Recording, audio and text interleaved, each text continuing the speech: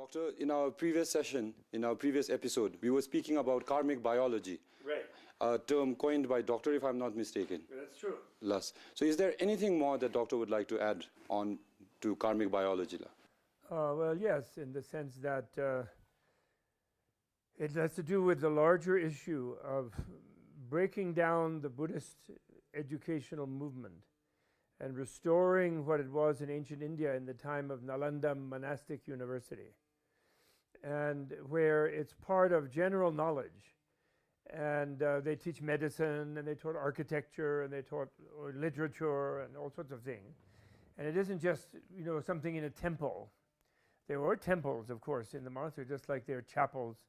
But the main thing is the learning, because they're focusing on the fact that Buddha's own enlightenment came through learning. As you know, in Sherab, which is the wisdom that liberates from suffering in Buddhism, has 3 levels. The wisdom born of learning, they usually say hearing, but they mean hearing because in those days they didn't have so many printed books. So the wisdom born of learning, although on TV or in radio you can be hearing, again. Wisdom born of learning, wisdom born of critical reflection, thinking carefully and rationally, debating a little bit, arguing, developing doubt and criticism, and finally wisdom born of concentration or concentrated meditation. So if we jump to meditation right away without having learned and without having developed critical reflection, then the meditation will not take us too far. It'll give us a calmness of mind, but it won't do that. So learning was from the beginning a key thing, So that's all I want to say about that. And the evolution is a very good explanation on the physical level of the relationship between the human and the animal forms. And of course, from our Buddhist point of view, various other kinds of creatures like angels, gods, demons, pretas, we have, which they say hungry ghosts, but they're not really ghosts. They are very hungry beings, like something like insects or worse than insects. And then hell being, we even have hells, But so evolution describes how beings move into different forms in a very good way, on a physical way, with the concept of the physical gene, And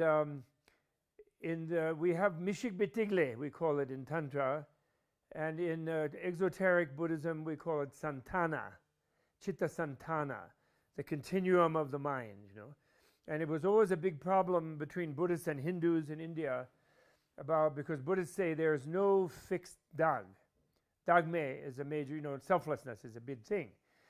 But by selflessness they meant, Rangshinji Drubi dag, meaning a self-established independently of relationships to anything else that is fixed and always the same.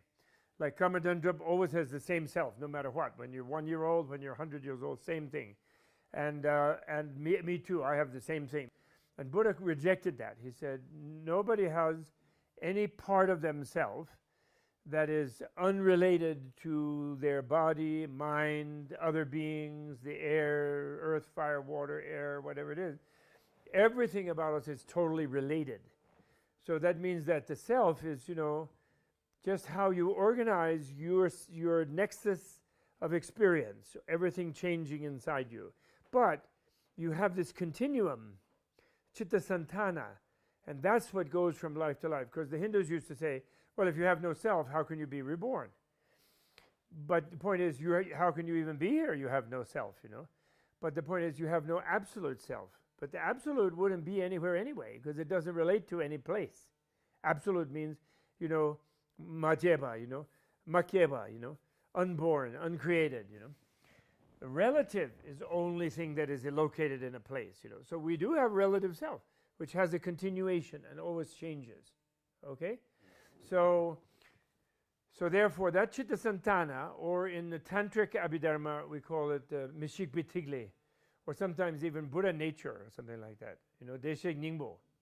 And that is what goes from life to life. And in a way, I like to say that's like the third gene. You have the genes of your parents, which match up in a certain way and create a combination of your physical body. But you pick those parents coming from Bardo, from previous life, because you have a gene that likes the human form, wants to be human. You know, if you're a crocodile and you die, and your Chitta Gotra, your Chitta Santana as a crocodile, is going along in Bardo, and it sees a couple of human beings, it's not going to think that's a very nice place to be. I don't want to look like that. I don't have any scales. I don't have big jaw. I can't swim in the ground. You know, like crocodile has a strong scaly armor, you know, very strong creature. Why would I want to be some wimpy human with no scale and a soft skin and you know, no teeth, you know? And so that third gene picks the genes of the parents, you see. So that's a very important thing, just to unpack more about karmic biology. And when people see about that, then they will still study about the genes, and they will study about, you know, all this kind of medicine, you know, the high-tech medicine is trying to figure out how cancer works, and they're trying to find some gene that will be resistant to cancer. They're doing all this artificial stuff in the micro realm. But the fact is, in the last 60 years, they haven't improved their percentage of curing cancer, actually. Like a few percent, 4 or 5%. Some of the other diseases they have improved, but not cancer. So, in a way, they're kind of going down into a cul-de-sac, you know, like a blank canyon, you know, where there's no way out. And meanwhile, they don't study food, they don't study nutrition, they don't study spiritual health, they don't study mind-body interaction very much, you know. Some people do, but they're considered kind of like complementary, alternative, fringe people in the medical world. And actually, they're doing the real healing, in fact, rather than the people with the high-tech stuff. But, you know, high-tech is also good. I'm not against it. I'm just saying it has to be balanced with a proper worldview. And we need to think in terms of, and what I would like the theme of today, of this session to be, we need to think of where in the educational curriculum of the lay people in the ordinary schools, the Buddhist scientific worldview can be shared with the modern one and compared, so that it's not seen as just only the modern worldview, the materialist worldview. That's my thing, and I want to talk about shunyata, dongbanyit, you know, as well as and science and mathematics as well. As we venture into Tongbanyi, while I was researching Doctor, I came to find out that Doctor has a work called The Essential Tibetan Buddhism. Something like that. Essential Tibetan Buddhism? Yes, yes. Right.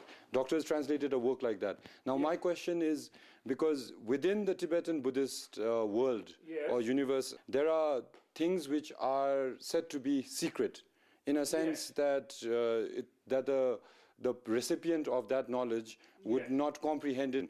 But then there are people who can misuse or abuse that doctrine. I had viewers who said that, oh, I am Buddha by nature, so thus I don't have to do this or I don't have to do that. So that misunderstanding could also be a problem. I would like to know Doctor's perspective on that, on what are the secret doctrines, and is there such a thing that that I am not worthy of that doctrine, or that doctrine is not meant for me or not meant for women? So if anything that Doctor could share on that.